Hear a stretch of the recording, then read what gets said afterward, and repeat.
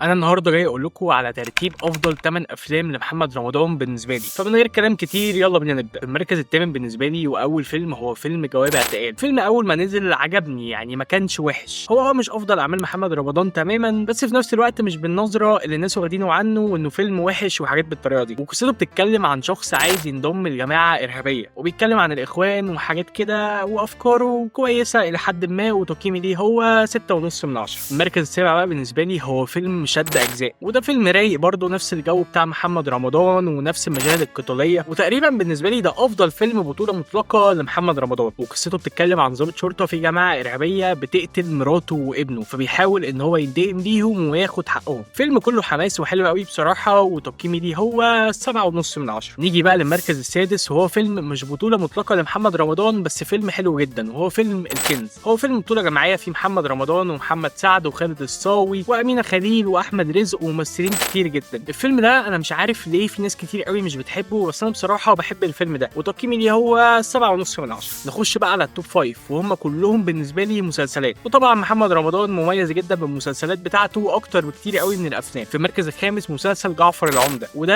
اخر مسلسل محمد رمضان عمله، والمميز فيه ان هو حط كل الخبره بتاعه محمد رمضان ومحمد سامي فيه، والطريقه بتاعه محمد سامي في جذب الجمهور للمسلسل اللي هو بيعمله. حرفيا مسلسل بيجذب الانتباه جدا ولذيذ جدا. فنيا مش افضل حاجه، وللاسف كل اعمال محمد رمضان فنيا مش افضل حاجه، بس هو تجاري الى حد ما. وقصته بتتكلم عن معلم في السيده زينب، ابنه اول ما اتولد اتقتل، فبيحاول يلاقي اللي قتل ابنه ويعرف منه ليه قتله. وتقييمي للمسلسل ده هو 7.5 من 10. في المركز الرابع بقى مسلسل نسر الصعيد، وانا حبيت بصراحه المسلسل ده واحداثه جدا، ويمكن اكتر بكتير قوي من مسلسل جعفر العمده، وكان معمول كويس قوي برده. وبيتكلم عن ضابط بيخش في مواجهه مع مهرب اثار، ومهرب الاثار ده هو سيد رجب، وسيد رجب اضاف كتير قوي للمسلسل ده. وتقييمي لنسر الصعيد هو 7.5 من 10. المركز الثالث بقى مسلسل البرنس، والفيلن اللي عصبنا كلنا في المسلسل ده هو احمد زاهر. مسلسل فيه مشاهد كتير قوي حلوه وتعلق في الدماغ بصوره كبيره، زي المشهد اللي احمد زاهر فيه رمى بنت محمد رمضان من العربيه وطلعها وتوهها. حرفيا مصر والسوشيال ميديا كلها اتقلبت في اليوم ده. بصراحه برضو المسلسلات بتاعت محمد رمضان المميز قوي فيها ان بيبقى مصر كلها متابعاها وبتبقى واخده ترند فتره كبيره قوي. وقصته بتتكلم عن اخ بياخد الورث بتاع اخواته، فاخواته بيقرروا ان هم يقتلوه. تقييمي للمسلسل ده هو 7.5 من 10. في المركز الثاني بقى معانا مسلسل